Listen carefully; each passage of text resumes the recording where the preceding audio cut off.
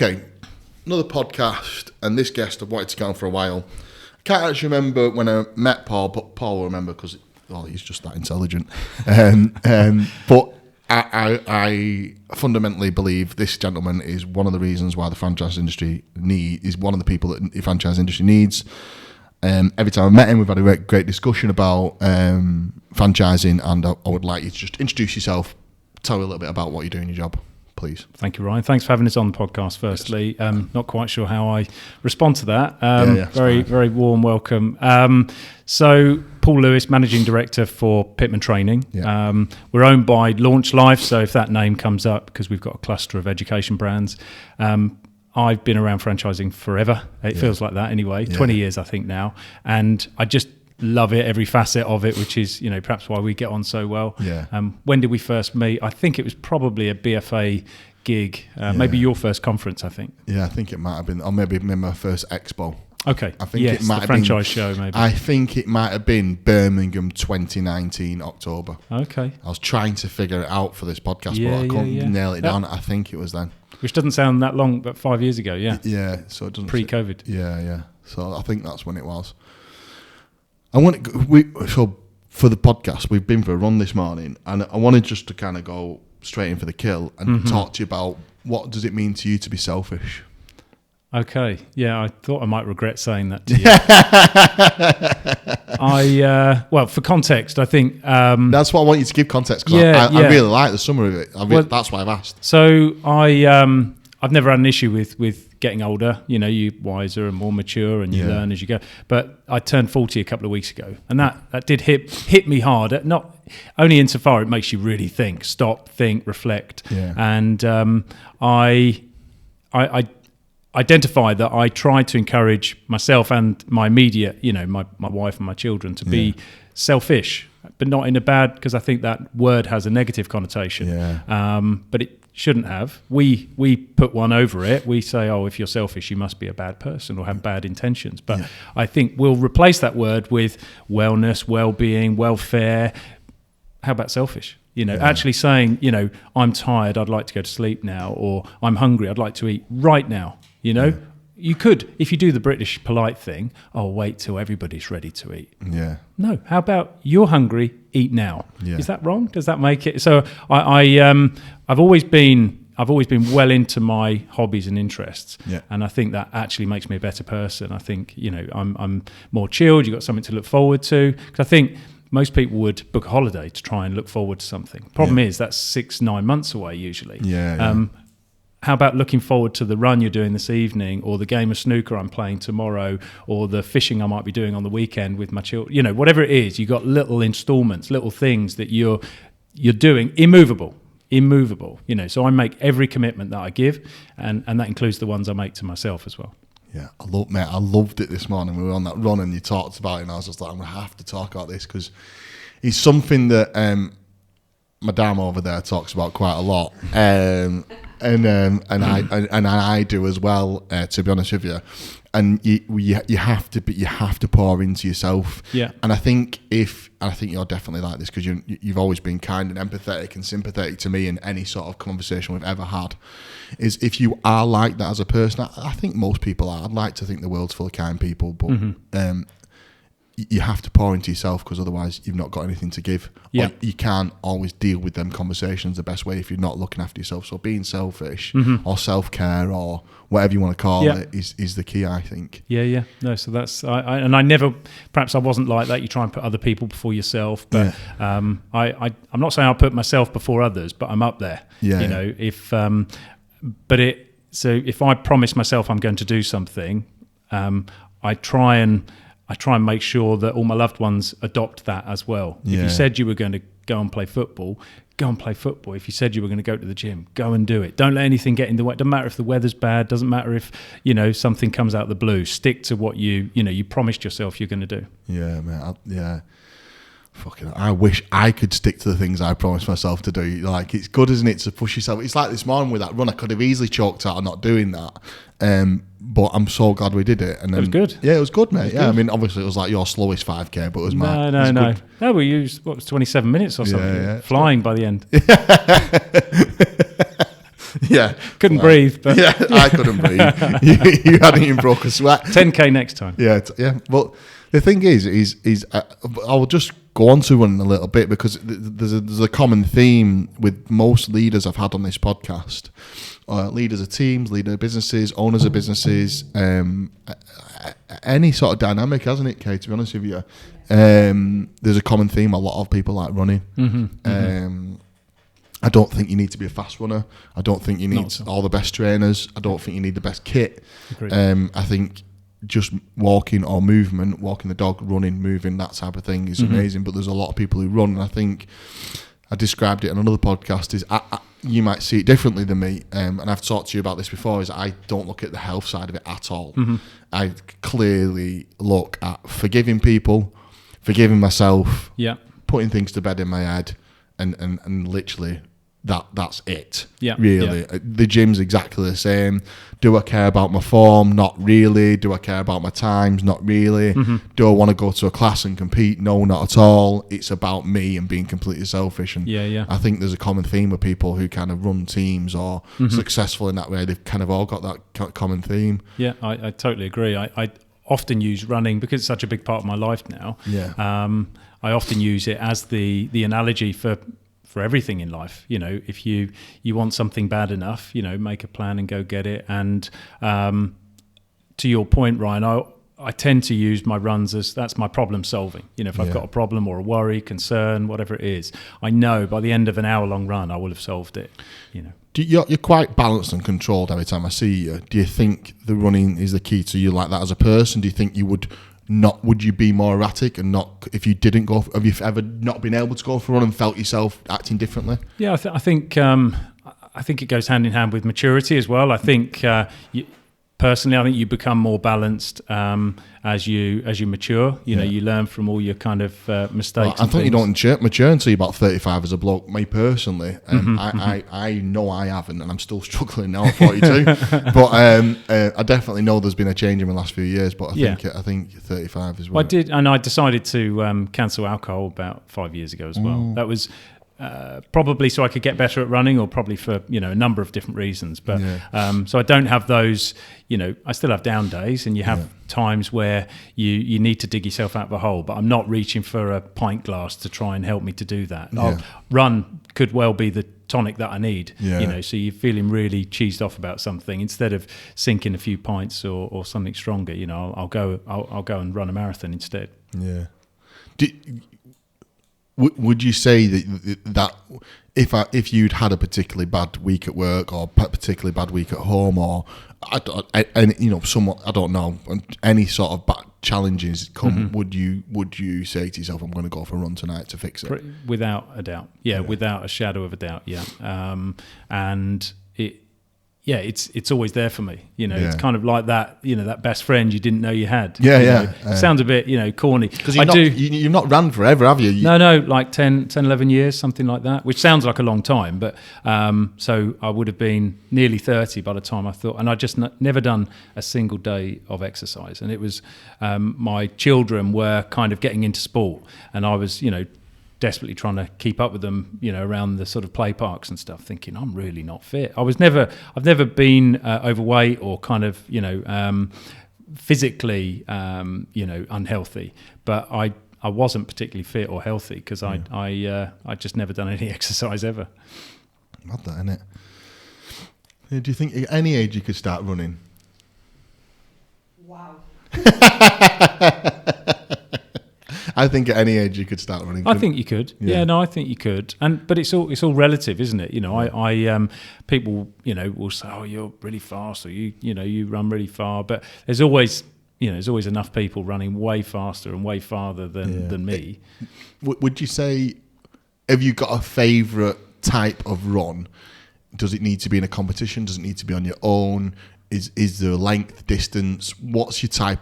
What's like if I could say this weekend you can do what you want, here's a magic wand. Yeah. What would you say? I don't want to cop out on the answer. I like doing I like the solitude of running on my own. Yeah. But I love the running in a group. So I mentioned to you, I'm the chairman of my running club, which just happened by accident. I think when you're, I'm a kind of business leader in my work. So whether people find out about that and say, well, why don't you head up our running club? But I wanted to make it, the best club that I could. I wanted to try and give back to the people that I run with. So I like running with people on my own. I like racing. I like just chilling. So I kind of cop out. But my highlight of my year from a running perspective is London Marathon. I never thought I'd run it because it's balloted and you've got no chance of getting in.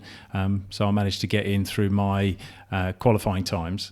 And I've done that 3-4 years in a row now. So I want to keep that spinning for as long as I can. I know people that have kept it spinning for 20 years in a row. Wow. So I'd love to be that person, in my sort of 60s, how does it 70s. work, mate? I have no idea about any of this. Talk to me about it. So just for context, I mean, it's the best marathon in the world, my opinion, but most people would agree with that.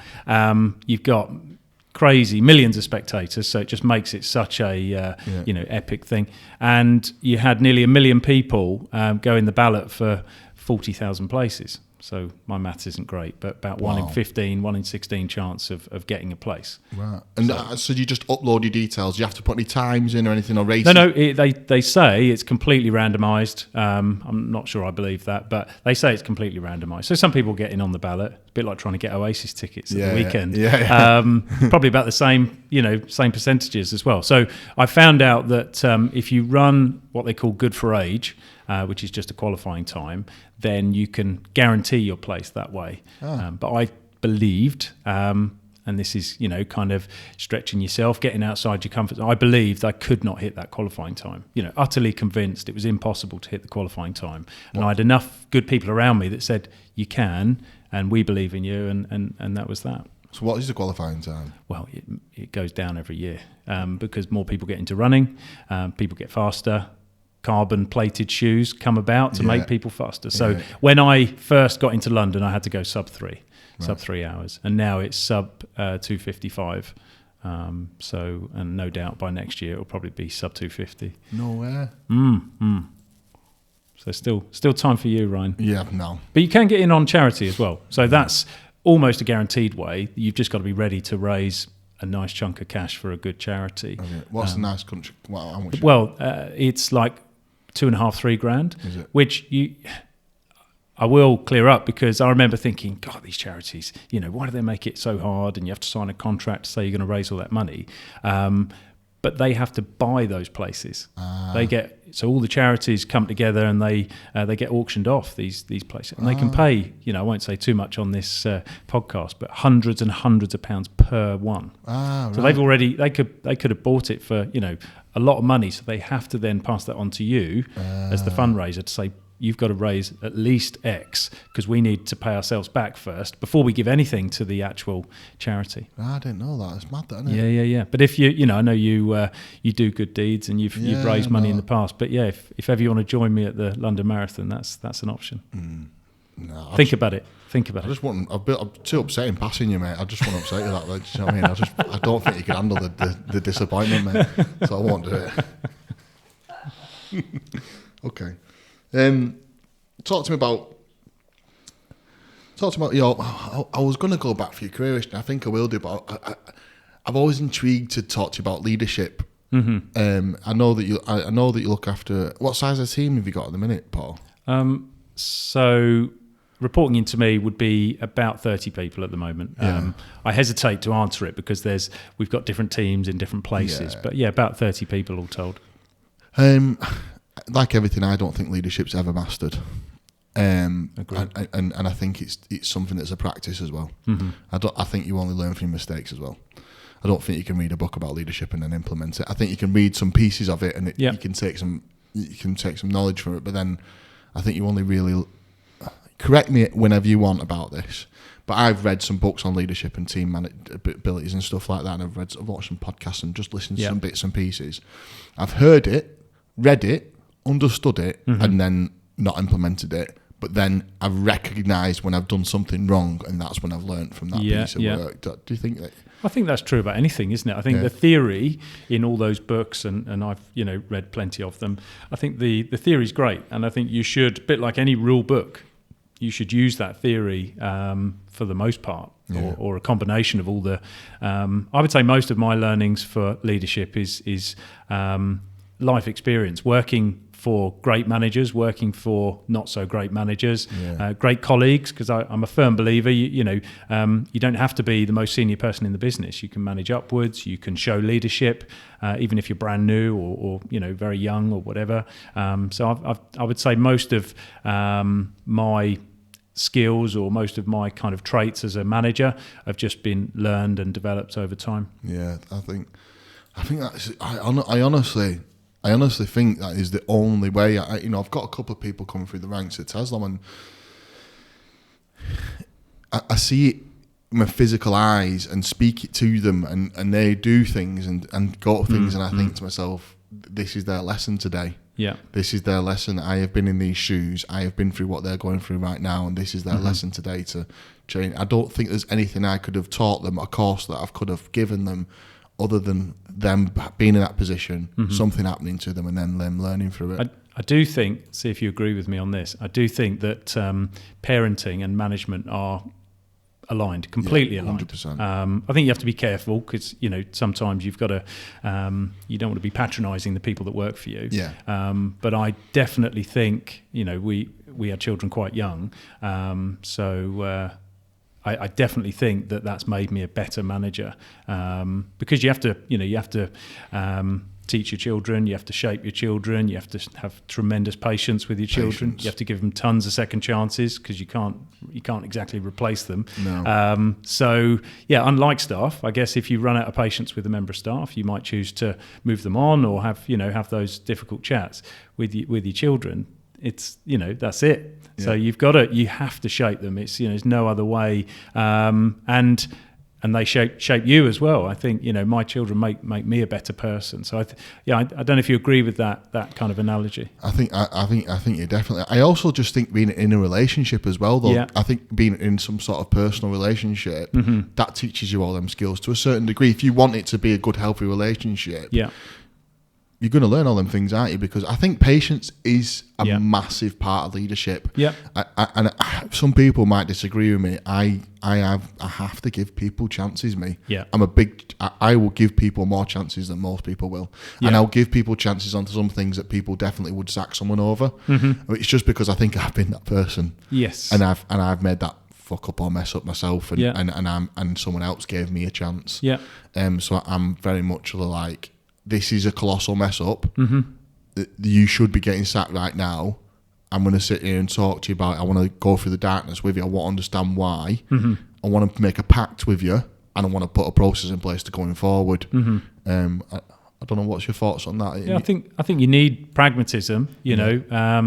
And I think another way of looking at it as well is perfection doesn't exist, and I think often people kill themselves trying to strive for perfection. It just doesn't exist. No. So often it's the lesser of all evils. So accepting that none of your staff will ever be perfect, the same way you are not perfect. You have to let people make mistakes. In fact, we've just had a bunch of new people join our team, and that's in my opening patter. Welcome to the team. I encourage you to make a load of mistakes on a proviso that you can make them once, that's absolutely fine. Twice, I'll let you off. 3 and beyond, then we may have a problem. Learn from it, and then kind of eradicate it. Yeah. And but I want that culture in my teams that they're not afraid of management, they're not afraid of making mistakes or dropping the ball. But learn from it and grow and move on. Yeah, it's so true. What I'm finding tricky in some respects is, I know that because I've done it since I was 22, so 20 years, and I'm still think I'm an amateur, very much an amateur. So I've got team members coming through now, and they're trying to have extremely high expectations about their work, and then have extremely high expectations about the people underneath them. Yeah, and I'm like, not so long ago, you were doing this. You're now expecting this from them. Yeah. You learned that. Why aren't you letting them learn that? Yeah, yeah. Why are you being so difficult right now? Yeah. Why can't you show that level of empathy that I showed you then? Yeah. Learn from the empathy I showed you and show this person it. Don't have these super high expectations of the situation. Coach and mentor them through it. Yeah. I think, and you have to adjust your benchmarks all the time as well, because I think I'm very aware that I work a lot of hours because I choose to. Nobody tells me that I have to, but I think work and home life are fluid for a lot of people, including myself. So if I choose to get my laptop out on a Saturday night, Sunday night, or whatever, 6 o'clock in the morning, that's my choice. I have to be really careful that that's not a benchmark that I hold my team to. I don't expect them to work after their hours. I don't expect them to log in on holiday and things like this. So you have to have a reasonable and realistic benchmark, I think, for people to deliver against. Because if I held everybody to my own benchmark, then I'd be disappointed all the time. And also it wouldn't work because you'd have a team full of yous, and that doesn't work. Or they'd all be burnt out, and that's no good. And I think recognizing as well that remuneration comes into it. I think you could say, well, we all have our own level of drive and integrity regardless, but I think remuneration comes into it. If you're on minimum wage, there's a certain level of application that goes along with that. There's a level of bullshit you're going to put with as well. If you're contracted till 5, you'll be out the door at 5. I don't blame you either, though. Yeah, exactly. But if somebody says, well, if you stay late, you start getting overtime, or you get a bonus, then okay, then suddenly. And we're talking about working towards something. Yes. There's this in the pipeline for you. I need to help me with more. Absolutely. Absolutely. So no, I've always tried to be ambitious, deliver more. I'm a firm believer that if you deliver more, and you've got good people around you, good bosses, then I think you get recognised. That's where you get promotions from, and that's where you get opportunities given to you. I think there is a lot of talk, online and social media about I'm never giving an extra minute to my company because it's not in my contract. I think there's a bit of a black hole there that I know I've always tried to be, not necessarily last one out the office, but showing willing. I do think there's this, I'm a firm believer in goodwill. I think if you put goodwill in the bank with somebody, then when you try and draw down on that, you're entitled to. If 100%. If I've done you 10 favours, when I then ask you for one, I'd be pretty expectant that you'd do me well. 100%, mate. Yeah. I try my hardest to have that at Tezlom. I try my hardest to have that at Tezlom. Sometimes they come along and you think, wow, didn't expect that one to be like that. But, I'll swallow it because of these things that you've done. It works the other way as well, right? If someone's drained their goodwill account with you, if, I've been late for the 5th day running, and can I have an extra day off, and can I leave early? Hang on a minute. Now you're in negative equity. That kind of doesn't go well with me either. I think it's you mentioned relationship. I think whether it's marriage, friendship, whether it's your immediate family or whatever, I think goodwill is a thing. I do try and keep keep my awareness of that all the time. If I'm going to put you on the spot here because I think you can handle it. If you had 3 things you could tell someone who was coming into a leadership role, what 3 things would they be? Or maybe 2 or 1 thing. What 3 things would you say to them to try and remember? Yeah, good question. I think humility. You don't think that you know everything, because you definitely don't. So I think humility, and I think a lot of managers struggle with that, because once you've got that manager badge on, hypothetically, I think in your own head you think, I have to have every answer. I have to know more than everyone around me. Mm-hmm. Not true. I think humility would be right up there. I think we've talked a lot about patience and pragmatism, so I'd kind of put that together.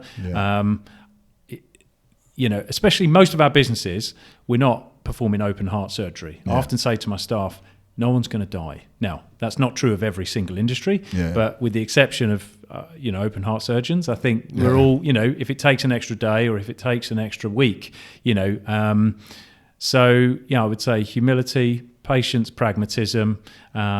I think that I'll stick with those. I think they're great examples of leadership as well myself. I think the word empathy is in there as well, and in them 2 things, that's where that sits in them anyway. Well, you mentioned a moment ago about you think I've shown good empathy and sympathy. Maybe I recognise that as my weakest trait, and my wife reminds me of this all the time.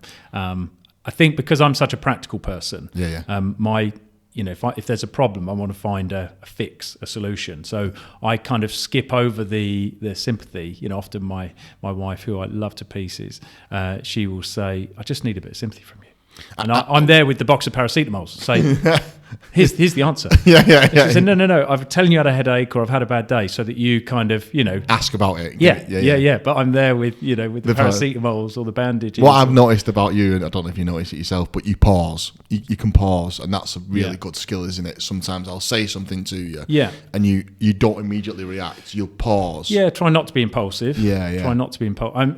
I'm super well. So when I was younger, and I recognise this in my eldest, he's 17, Daniel, super defensive.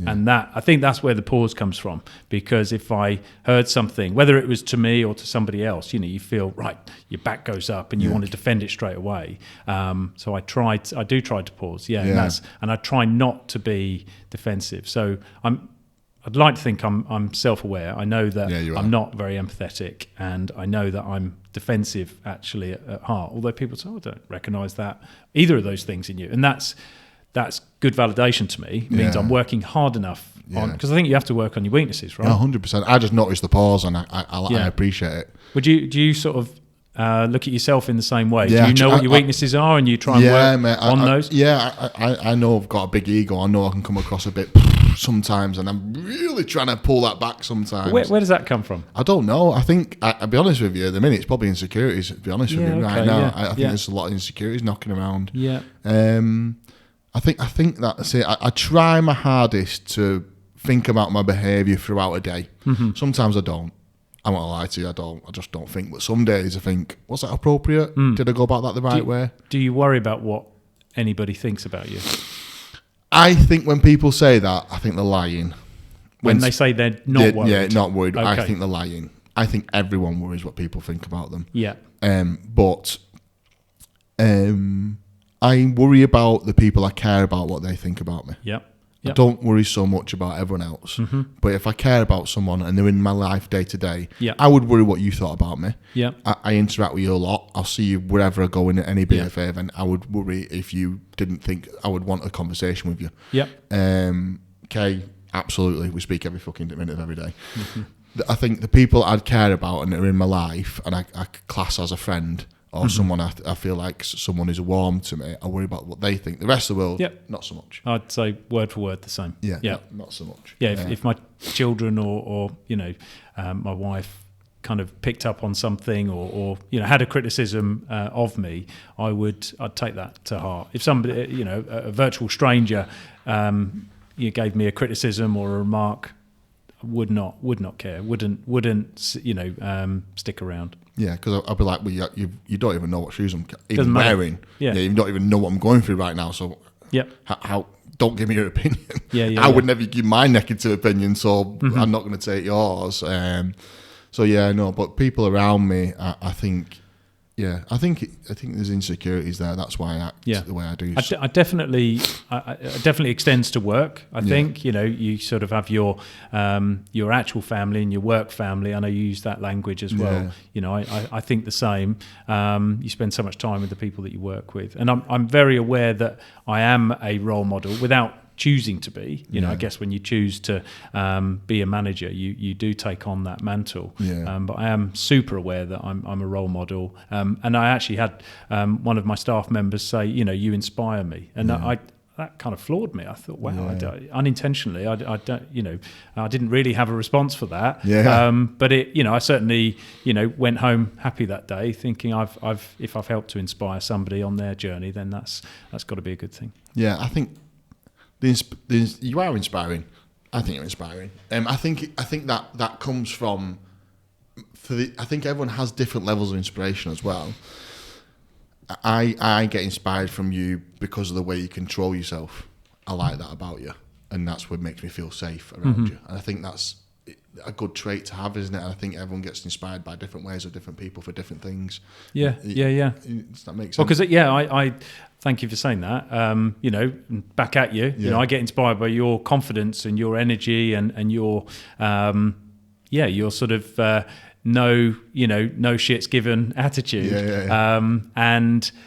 I think inspiration. You're right. Is it somebody who can talk to 1,000 people with a booming voice and, word perfect. I think most people would look at that. To be a great president or prime minister, you've got to be inspirational, gregarious. I'm not those things. No.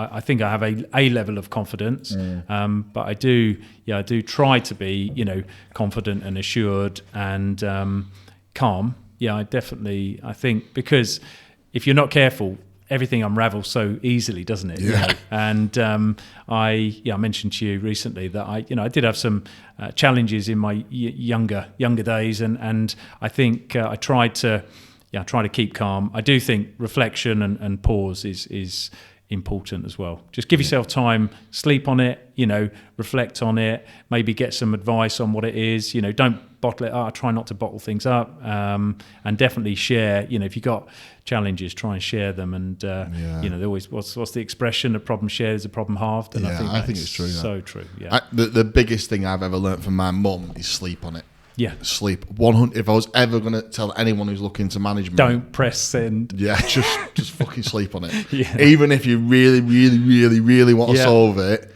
just one sleep. And I think, and even if you react at 6 o'clock the next morning, as long as you've slept. If you've slept on it and you're still in the same, go for it. Yeah. Because sometimes people do need a telling off, or they do need a challenge or whatever. I definitely think I found. And I never drank much alcohol, but if it was a couple of times a month, where you had a big night out or whatever, you'd send that message, or you'd kind of slip into a different persona, and I didn't like that about myself. I didn't like, sorry if I was a bit loud last night. Sorry if I offended you last night. There's almost a script, isn't there, to being that the night after you were drunk. There's sorry if I made a fool of myself. And I thought, at what point do I not want to be saying these things? And I've not, muttered those words for 5 years. Now, I'm not preaching it, because I drank everything for 20 years. Yeah. In terms of, you go, it's a birthday. And never say never. You might have a drink one day, you never know. Yeah, I'm going to say I won't. Yeah. And actually, now I've got a 17 going on 18-year-old. I'm encouraging, have a beer, enjoy yourself with your friends, because I don't want to preach it, but for me it works, and no hangovers is good, and I never have that sort of fuzzy head, and alcohol plays tricks on you as well. Oh, mate. You start crying, and you get angry, and so I don't have those days anymore. Yeah, I didn't drink for 2.5 years at one point. I went back to it, and I'm very, very, very close to just cutting it out at the minute. Yeah, I did 75 hard. Was it this year? Was it last year? I think it was this year. Yeah, 75 hard. That was nice not to drink. So tell me, 75 days of 75 consistent days. If you break any day, you have to go back to day one. Mm-hmm. So it's 2 45-minute workouts a day, and they've got to be a separate. So you can't just do 45 minutes and then another 45 minutes. One of them's got to be outside, and then it's no alcohol, no chocolates, no sweets. Follow some sort of diet plan. Read 10 pages of a non-fiction book and drink a gallon of water. Yeah, and how did it go? What? Oh, yeah, a progress picture. Okay. I didn't lapse. I think it was one day. I had a chocolate protein bar, but in my head, that was a fucking protein bar. Yeah. You're justifying it. Yeah. And I had a bite and spat it out, I think. So so I actually, even your lifestyle, I'd say try it. I'd say try it. The biggest thing it taught me is that everyone's lazy. Yes, yeah. You said something recently about this. Yeah, everyone's lazy. That really resonated with me. I can't remember what was the opposite to that. So you think you're tired. Yeah, okay. You're not tired, you're lazy. Mm-hmm. There'll be times you definitely have pushed yourself to go for a run. You've done the run and you feel amazing. Yeah. But before that run, you were tired. Yeah. You weren't tired, you were being lazy. Yeah. There's a difference. And I think that's why it did resonate, because if I say I've been running for 10 years roughly, the first 5 years, and laziness, excuses, probably the same thing. Yeah. But if it was raining, I would not go, because who wants to People get hate the wet? word lazy, don't they? Yeah. No one wants to be known as lazy. There's fucking no one. Then you'd say, if you got, a cold, you wouldn't go. Now for me, it's I use the word immovable. Yeah. It would need to be something pretty, it would need to be something pretty massive for me not to go ahead with my intended plan. I might move it, if something different time. You get a curveball and you need to move it different time, but whether it's 5 a.m. or I've been out at 1 a.m. before, because you think I promised it to myself, so I am doing it. No. So that's what 75 hard taught me. I think I will do 75 hard again in 2025. Yeah. I think one a year would be good for anyone. But I look at those things sometimes and think, but is it, because it's a thing then, isn't it? You've made it temporary. You've said it's 75 days, and then I'm going to stop it. And but it's the things you learn from it, Paul, is then they become into your life. They come into your life. So I understand what you're saying. I agree. Because I'm coming at it from a sustainability. If you want to introduce better diet or better hydration or exercise, whatever it is, do it for 365 days. But so if I take it this way, then you are right, and I completely agree with you. What I'm trying to give you is the reason why I think you should do it, and then it brings you better habits. And that's what it did to me. So I've only read one book before I did 75 hard. Read 3. Gotcha. So now reading's in my life. I've got a book next to my bed. I read it. Water. What I thought was hard work to get 2 litres down, it's a piece of piss. It's a piece of piss. Getting 6 litres down is different. Not having alcohol and going to birthday parties, award ceremonies. You've seen me at some awards not drinking. You can do it. It's feasible. You can enjoy yourself. And I think you're absolutely bang on. I think I commend you for doing it, and clearly there's been lasting benefits from doing it. Just one more thing, I did nearly a 10k every single day. I remember for 75 days. I was flying. There's all that side of it, like when I'm. But I guess what I'm kind of throwing back is there a danger that that's done? Because what happened to your 10Ks? They stopped. What happened? So my wife said to me on the weekend, and the children were in the room, and she said, "Do you know what's so annoying about Dad?" And he's consistent. He's so bloody disciplined. And I kind of. I don't know if it was a criticism, but I took it as a compliment. And I don't know, do I deliberately... I have pretty good willpower, like with the alcohol, with, the things I eat. So I did a food intolerance test last year. And I'd advocate this. If anyone has, kind of bloatedness or kind of, tummy cramps, whatever, sign up to do a food intolerance test. The one I did, I won't plug the brand, but the one I did, shows you what you should and shouldn't eat. And it's all done in a lab. So they take a blood test, and it's all done in a lab, and they tell you what you can't. And it told me I couldn't eat eggs, couldn't eat wheat, couldn't eat dairy, couldn't eat potatoes. So it wipes out most major food groups. And since then, I just haven't eaten those things. And my wife's saying, but you must miss chips, and you must miss chocolate, and you must miss cheese. No. I did the same thing in intolerance test, lost 3 stone. Wow. Dairy. Wow. Dairy was the biggest one. Dairy is, a lot of people. We're not really designed to drink, cow's milk. Wine, dairy, and wheat is mine. Okay. So I try my hardest, but bread just sneaks in all the time. So I agree with what you're saying. And after you've done 75 hard for 75 days without messing up, you kind of cannot not go back to... You just don't go back to normal. Yeah. Does that make sense? So, say this is normal, or under normal. Say you did drink loads of beer, you didn't exercise, you didn't... and I did some of the things that were on 75 hard, and I was good at them. So if you didn't do any of the things on 75 hard, you did 75 hard and completed it, you're not going to go back here. Yeah, I'm with you. Does that make sense? Yeah, I'm with you. I understand what you're saying, the consistency piece. But I train, 5 days a week most weeks, 6 days a week most weeks. I might not run and do both, but for the last 2 weeks, I have trained twice a day. One in the morning, one at night. Sometimes I run, and I have done. Water's a big part of my life. I cut out a lot more chocolate now. So I think doing the work of 75 hard will have an impact in your habits going forward. It won't give Paul's discipline though.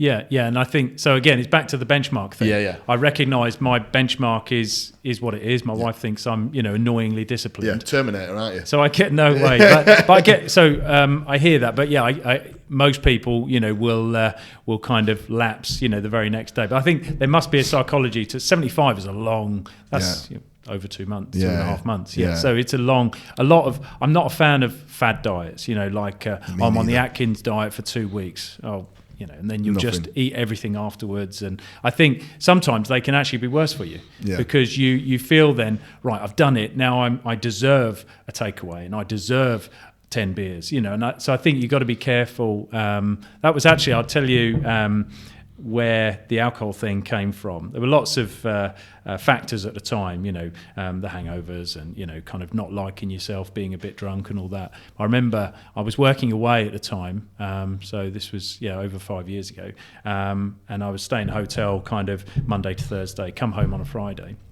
And the children would get to a point, excited that Dad's coming home. So they'd open the door, they'd hear the car coming on the driveway, open the door. And my little daughter, who would have been about 5 at the time, had a beer, already with the cap off. There you go, Daddy. And really sweet in many ways. But I thought, that's not right, is it? That's not right, because I'd obviously said, hard week at work, I need a beer. And that became a little thing. And my children were kind of adopting the habit with me, and I thought, that's not right. I can't have this. Interesting that. Yeah. And I said to in fact, there was one more episode after that where my son had his first gymnastics competition. He's grown up, he's given it up now, but he had his first gymnastics, loads of pressure, loads of, kind of anxiety from him. And my wife and I were obviously going to support him. And I was meeting up with my friends the night before, just a, game of poker in my friend's house.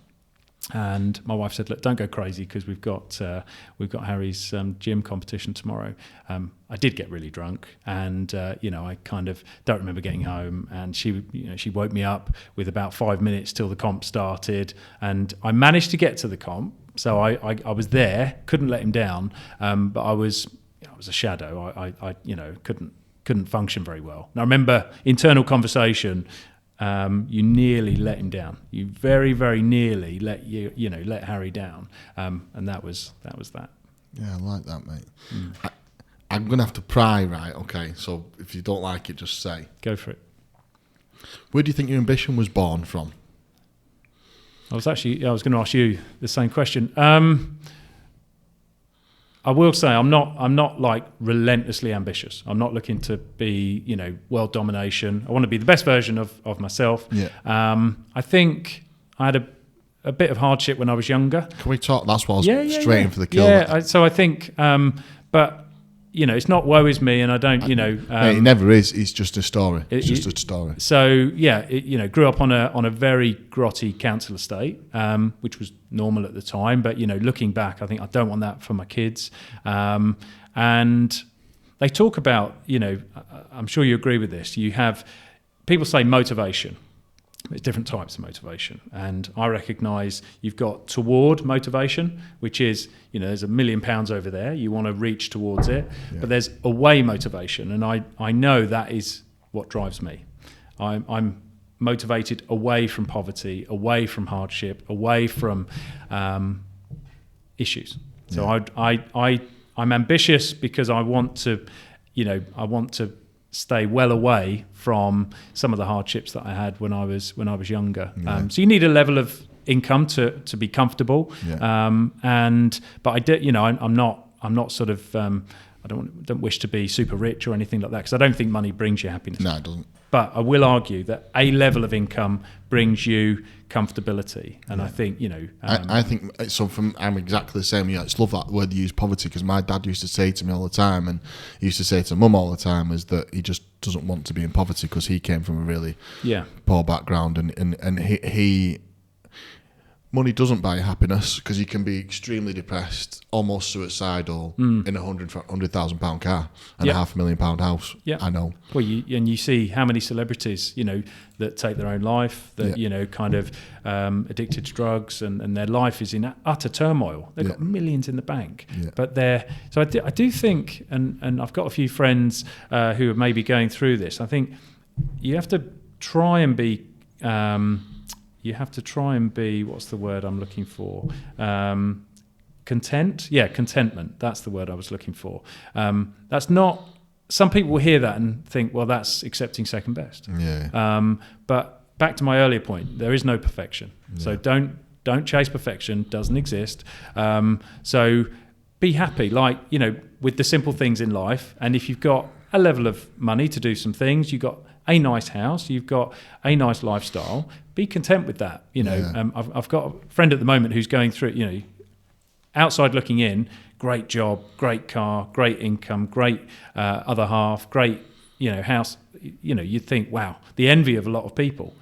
Absolutely not happy with any of it. You know, wants to upgrade every single part of his life. You could say, well, that's good, isn't it? Because he's really ambitious. But imagine where your state of mind is, that you're not happy with any one of those things that most people would be super proud of. Yeah. I don't know. I think needs to practice some gratitude. Yeah, gratitude. Yeah, I call it contentment, but gratitude's probably a better word. But I think also that role model thing, you know, not an easy question to answer. Where does your ambition come from? But I think I'm so acutely aware that I'm a role model to my children, and I didn't have that role model. So I think there's you know, a lot to be said for that. You know, I want them to, and we hear it. It's, you know, that validation thing. Not that you need it, but we had some family get-togethers, barbecues, friends. You know, and a lot of my friends said, you know, Daniel, who's my eldest, he's exactly like you. He's got, you know, your confidence, your drive, oh wow, okay, yeah, that's interesting. Nice. Yeah, so it's rubbed off. You know? Yeah. So the money thing is always a tricky one. You don't need money to be happy, but when you've had something catastrophic happen to your family, you need money to deal with the situations, and that's where I think money comes into it. Yeah. And then also, it's a level of things where it's difficult, isn't it? I'm going for a meal at the weekend, and it's an obscene amount of money. To some people. Some people it'd be pittance.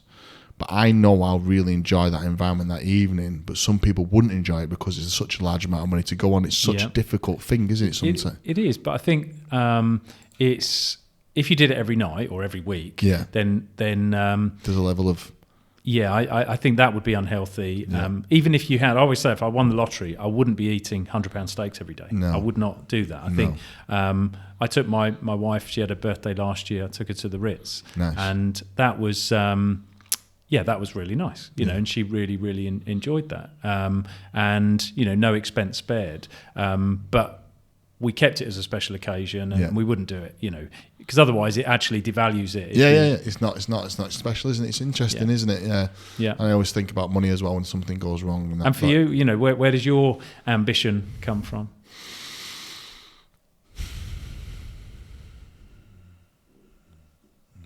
I need to think about it. Well, that's me assuming you are ambitious. Yeah, I'm definitely ambitious. I know that. I'm ruthlessly ambitious. Yeah. I think it stemmed from mum and dad. Both, I'm very privileged. They're both entrepreneurs. Both had their own businesses, and I've been very lucky to be born into a family like that. I think understanding that part of it, really didn't like education, really didn't like school, not have many friends. I've never had many friends in that respect. I've never been a popular person. But when I left school and did education, when I went into selling cars, I think my ambition came from my dad and my mum in different dynamics. Yeah. And then I think when dad passed and my brother passed, it pushed me into a different level of ambition and different level. And I think them things change, can't they? I think throughout your life, things change and you get goals, and then your goal changes, and the way you see goals change as well. And I think my ambition is just it's inside me. I can't fucking shift it. If I wanted to get rid of it, I couldn't. But it sounds like you're trying to make your family proud, maybe? Yeah, I think just make myself proud. Yeah. I don't think I'm making anyone else proud, just making myself proud. And I think I've got the abilities to create something special, and I have created something special, and the people involved are amazing and special too. And I just want to take them on that journey with work, and then as a father, to be the best version of a dad I can be, based on what I know and what I go through. And then also as a person, just try and be the best ethical kind of person I feel like I can be. And I think that's it. I completely fuck it up all the time on a daily basis, make it wrong every day. But Yeah, that's probably Just hearing you talk then, Ryan, I do. There are a couple of practical factors for me as well. One is that I'd like to have the option to retire at a certain age. So I don't sign up to this, 65 and you draw your pension, that's the end. I think that's very British. And mate, you'll have too much knowledge to do that. You can't do that. Yeah, but I would like to have the option, and I'd like to maybe slow down my hours or change my, career completely, so I think there's having enough money to retire, because I think we don't necessarily plan well enough for that time of our life. But also, I remember, really, really distinctly, Katie and I, my wife Katie, we had a conversation quite early into our, we weren't married, we were going serious. I think she'd moved into my place, and she said, by the way, if this is it, and if we're having children, and we're going to be married forever, she said, you can do all the work. As in, you can, you go and get your career, and I want to be a homemaker. I want to be, with the children. I want to, I don't want to work. I want to be a homemaker and support everybody. And we kind of shook on that. That was kind of the deal. Nice. So we really only have one income coming into the household. So I'm aware of that as well. It's not like, I can, chill because she's got some income coming into the household. No. I've been very, very aware. And I remember no more so than when we were pregnant with our first Daniel, and Katie went on to maternity. We did have 2 wages at that time, but she said, I'm not going back. And I knew my wage couldn't even cover the bills. We would be short. So when she was pretty heavily pregnant, I changed my job. Big risk at the time, but it was towards a salary, that would allow us to kind of get by. And I just remember, looking back, that was quite pivotal actually. And I think ambition maybe stems from necessity as well. I think sometimes, at that time, that wasn't just, I had a necessity. There was a, chunk of change that I needed to replace. So I went and found it. Yeah. It's also great that I think having a partner that can come on that journey with you, or it just being able to do it on your own, amazing as well. But also, if you've got a partner and you have them conversations, you've got that direction together. That's important. If you're going to be in a relationship with someone, that person needs to be of equal drive, I personally think, because this is a big fucking topic now, Paul. But because of the women do want to look after the children, or that kind of goes that way sometimes. I wish it wasn't always the case, but it kind of always does go that way. It's just being able to have them open and frank conversations like you did with your wife about the situation. It could have been you that she could have been the breadwinner. And you get, like you say, you get into a conversation about. It has to be there, that conversation. But it does. It's a medical conversation. My wife, we can talk about equalities and, kind of the role of male, female, and husband, wife, but just the very fact that my wife carried 3 children for 9 months, and then she breastfeeding as well. So she often says I was either pregnant or breastfeeding for 6-7 years in a row. And that's just how it was. So to try and have a career during that 6-7 year period would have been challenging. It wouldn't have been impossible. But she'd been more resilient than me and you as well. I couldn't have done it. So I think that was really the point she was making before we ever fell pregnant. She was sort of saying, look, if this is our plan, our life plan together, you go and kind of nail a career, and I'll do the best I can to support you. And she's absolutely. I think it's the harder job. 100%. I kind of can only do what I do and be the person I am because of her. And I mean, it sounds cliched, but but she can only do her job because of where you are. As well. It goes both ways. I often say, we are a team. But it's that ability to have that conversation. That's the piece, isn't it? If you're not going to converse on that level of just let's just take our emotions out of this for a second. This is how it's going to be. Are you all right with that? I am. right, there's a common goal for both of us here. It's going to be difficult. There's going to be times when we both regret it. There's going to be times we both really like it. Are you cool with it? Yeah, great. Yeah. It needs that conversation. Well, I think maybe, back to the lacking kind of empathy thing. I was practical. It wasn't quite, here's the contract, sign it. But in my mind, but there's an NDA here, just in case. Yeah. Like, and I think that comes from, like I say, a bit of turmoil in my younger days. I think, I do every problem as a solution. And I think, just find the solution as quickly as you can, usually. I remember, a couple of conversations like that. And I remember we were about 18 years old, and I said, by the way, I do want children, and I want to buy a house, and this is, and she said, well, yeah, I'll go along with that. I'm cool with all of that. She was still in sixth form at the time, but that was just, I was quite independent from a young age. I need to scratch into this a little bit more, if that's all right. So just kind of give me like a mum and dad. Just start again from there. So have you got any brothers or sisters? What's your mum and dad like, etc.? Yeah. I try and give you the concise version. So my mum was, single parent for the most part, right. And I had stepdads in and out of my life. That was normal. So I didn't, pine for a dad. I did, then, and that was, kind of living on a council estate with Mum didn't work. She did on and off, and she, she was super hardworking. So I probably do get some of her ambition. I remember her. She got her provisional driving license so she could get a scooter to work, so she could do a proper job. Again, at the time, it's just, see your mum as she goes off on this rusty old scooter. But, she was kind of risking her life to pursue this job. So, and I had two half-sisters.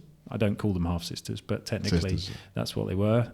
So we all have different dads. Again, normal for me. So it's... Busy Christmas. Yeah, busy Christmas. Yeah, very busy. And then, my mum had a tough period, very tough. I think she's of the age where you wouldn't talk about mental health and you wouldn't go to the doctors, and so she would self-medicate. And that was really, really tough, an impossible situation. Have you got a nice relationship with the mum? No. She, I've tried, and it's better that we don't talk anymore. And I'm kind of okay with that because I've tried so much, and I know that you tried to keep your side of the street clean. I think we're both better off just doing our own. My mum's like a hermit crab. She wants to be, just in her shell on her own for the most part. And so then I ended up. My stepdad became my foster carer, so I moved out of my mum's. And then after that, I kind of sofa surfed for a little bit. This was around sort of 16, 17. And then got a full-time job, dropped out of college. So necessity, I had to get money. And pretty much my 18th birthday, I had my own place. And nice, looking back, it was all right. It was a nice house, or little house, what they call like a cluster house. Yeah. So front garden, back garden. I'd sort of lucked out. I had it was about 90% of my wages were paying for this house, and that's when I said, like, Katie, you need to sort of move in. She said, well, I'm going to university. I said, well, that doesn't work. Like, I maybe regret saying that now, but yeah, I said, well, what were you doing for a job? Can you remember?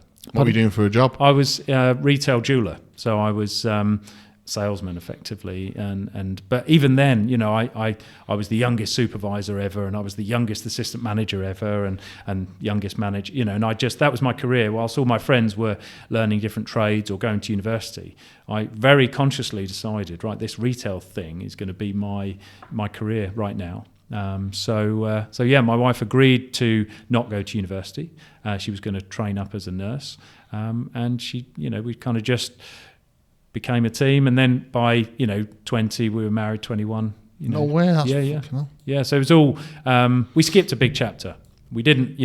I'd never even left the country until our honeymoon. So that's just again upbringing. We just didn't have the opportunity, foreign holidays and stuff. I didn't think that was strange, looking back. And I didn't want that for my children, and that's I can see why you're so ambitious now, and I can see why you're so rigid, and I can see why you want control and stuff like that. Yeah, because I do. You didn't have that control, did you, mate? That's why. Try not to be a control freak, because I don't think you're a control freak, but you want discipline. I do like to be, really, kind of conscious and very, deliberate. I think. I didn't mean that in a negative. No, I didn't take it. I know what you mean. So that's.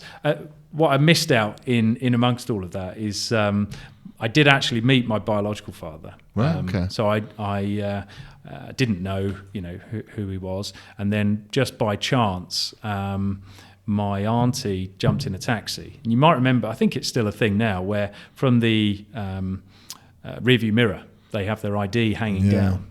And she said, "Oh, no way, you're Adrian Lewis. Yeah, I'm actually living with Paul's family, and would you like to meet him?" Like, I think I was maybe 14 at the time. So I met my biological father through this, freak occurrence, and it kind of cured my curiosity. But we didn't carry on a relationship. He was all right, seemed like a normal guy, but it was, So that I don't know if that affected me, but I don't have those role models, because I've distanced myself from my mum, and I never knew, didn't really know my dad. I've had to, kind of carve out what I think is the right benchmark to try and work towards. Your own ambition, your own. And because children as well. I get. I was going to ask you actually. Sort of driving up here yesterday, what would be your definition of happiness?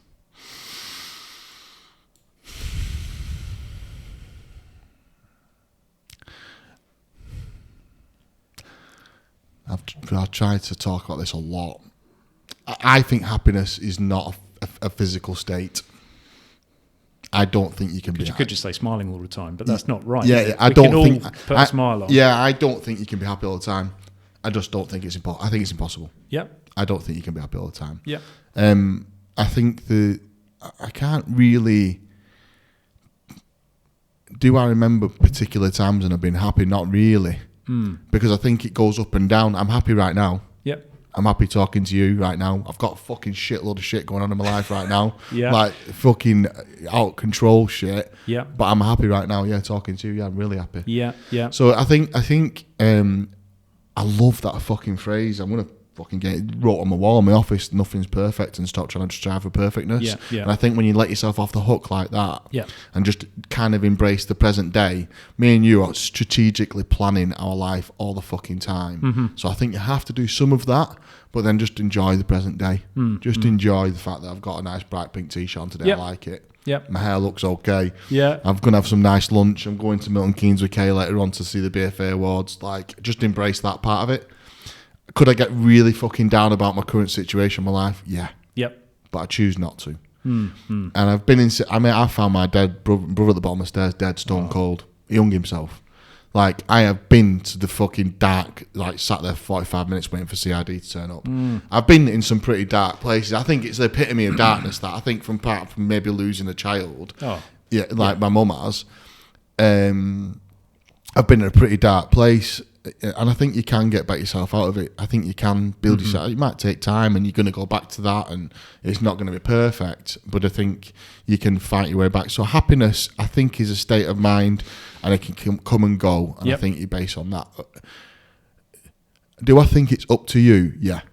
I think you can work towards getting better. You can wake up absolutely I woke up crying. I woke up crying. Wow.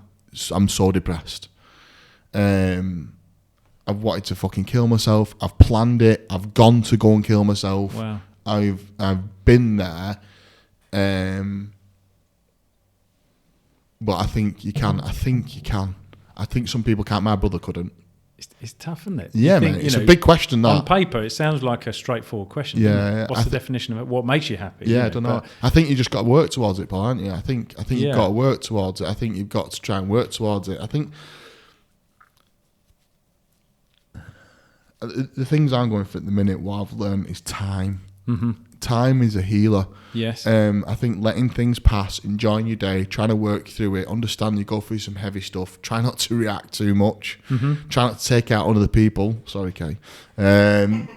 But having those people understanding that what you're going through and that they might be a punching bag is also imperative. I think I can't agree more. And I think you have to forgive yourself as well. Yeah. I again, another thing that I often get criticised for. I if I have I make a mistake or I kind of fall out with somebody, I want to move on as quickly as possible. Now, so you could argue, no, you got to talk it through, or rake it back up. But I actually think often that's not my choice of remedy.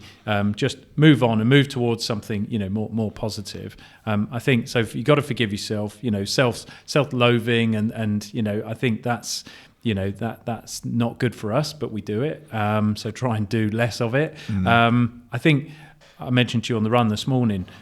If my gang, so my world is 4 people, 5 if I include myself. That's my world. Of course, you then have another circle, which is your family. Beyond that, then you've got another circle, which is your friends and work colleagues, and so you've got a few circles within circles. But if my gang are happy, then I'm well on my way. Well on my way. And then if I can be a little bit selfish, and so I often have what I call the perfect weekend, which is, so weekend just gone, I went for a run.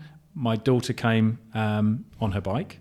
Loved that, and she didn't stop smiling. We didn't stop laughing. I went for a park run with Harry, my 14-year-old. He loves park run, and I think you've done park run before. No.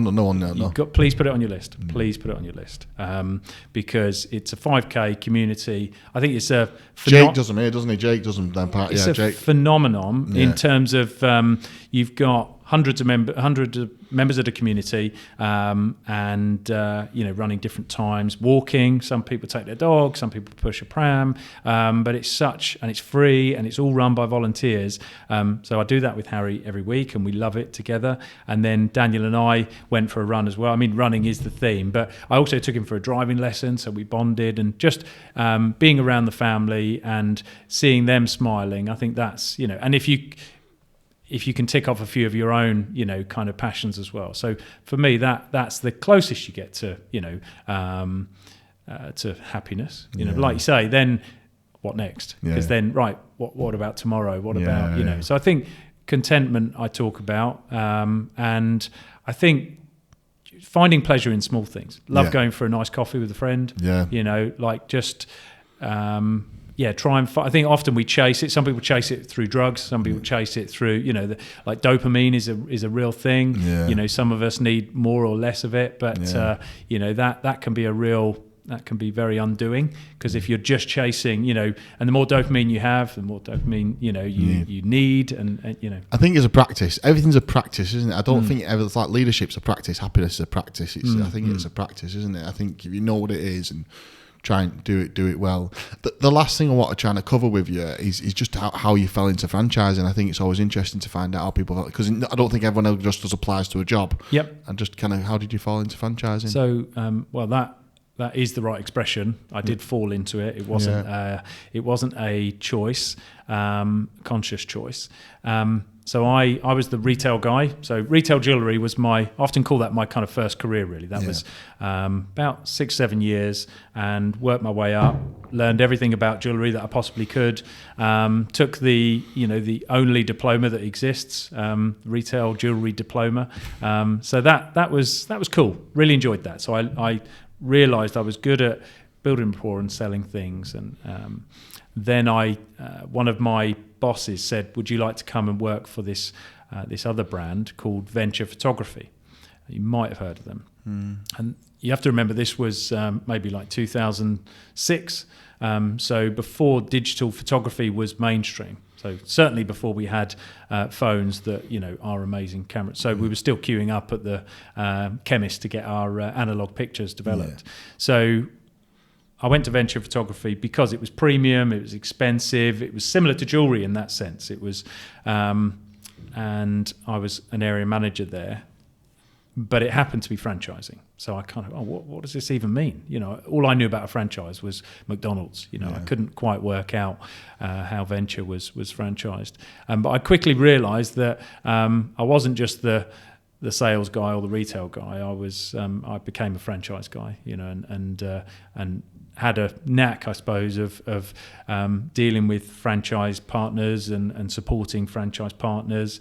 I like, to this day, you know, I really like what it stands for. You know, I think because I think the customer of a franchise business gets the best level of service. I think because there's an owner somewhere who's, you know, it's their livelihood and their you know, they care about everybody in their business, staff and customers included. So and then from venture, and I loved being in that business. I then joined Expense Reduction Analysts, which is a B2B franchise. So that was very different again. I was almost looking for the tangible product. You know, there wasn't one. I struggled with that for a little period. But then it clicked, but it was because it was franchising, and we had hundreds of franchisees around the world. Wow. That taught me a heck of a lot. I was with them for nearly 10 years, and every aspect of franchising I really learned with those guys. And it's not all kind of rosy. When franchising's working well, it's great, but you know, you do need compliance, you do need franchise agreements, you do need I guess breaches and terminations, and we perhaps shy away from those things. And sometimes you have to take action.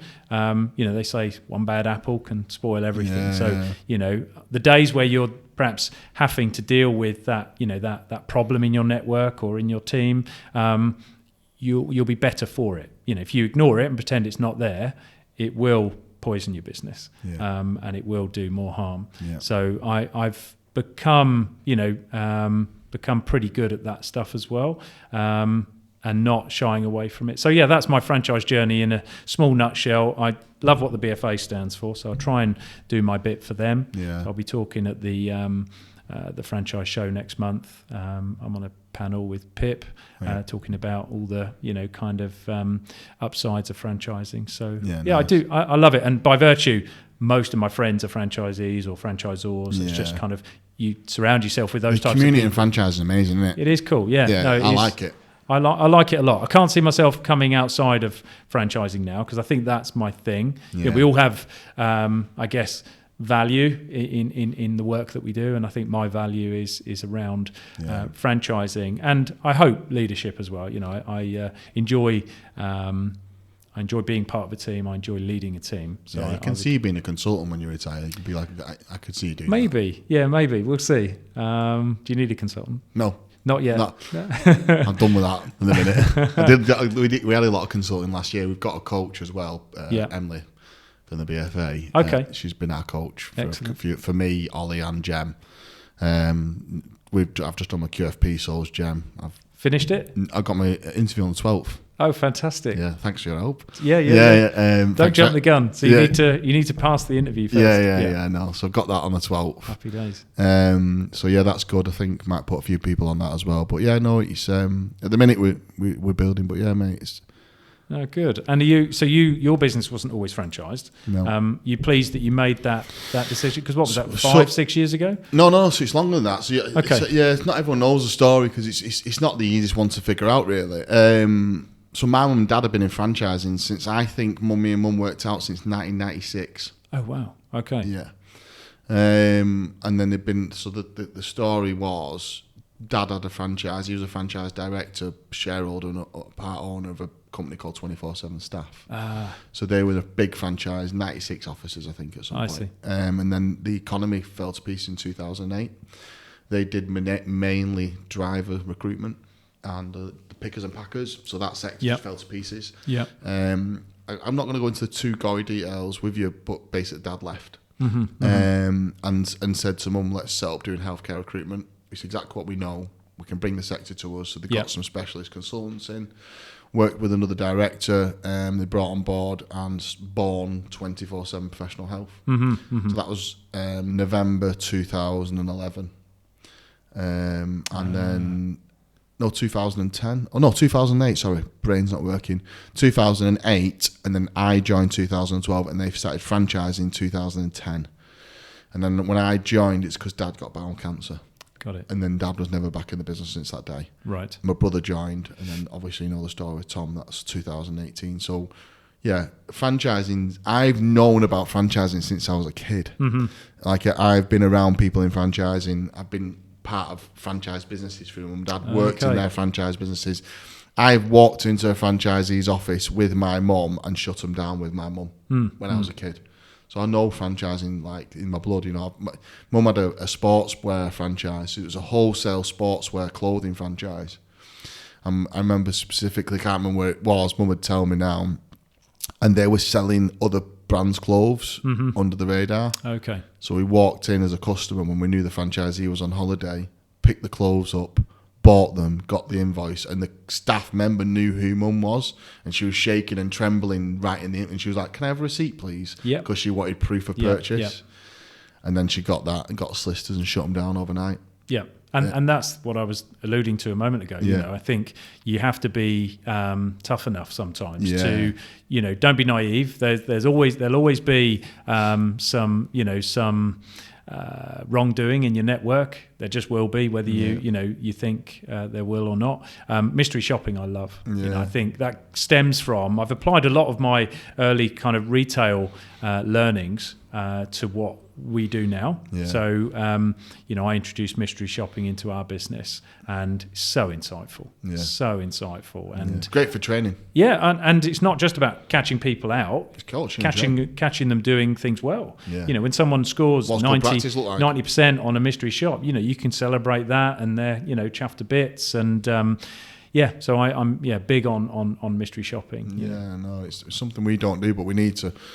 We've talked about it before in the past, and we should do. We do coach and mentor as much as we possibly can around it, as best we can. But the trouble with that though, Ryan, is because you know, I'll say, I'm going to come to to your centre. In our case, I'm going to come to your franchise next week or whatever, and what you see is what they want you to see. You know, oh right, Paul's coming on X day, so it looks smart. Oh, you've done everything. Oh, it looks busy here, and you know, everything's squeaky clean. But it's the mystery shop is unannounced, and they'll see things how it really is. Yeah. So the only thing I think we do need to do mystery shops, and I completely agree. But I think the saving grace was that our clients audit our franchisees. Okay. So.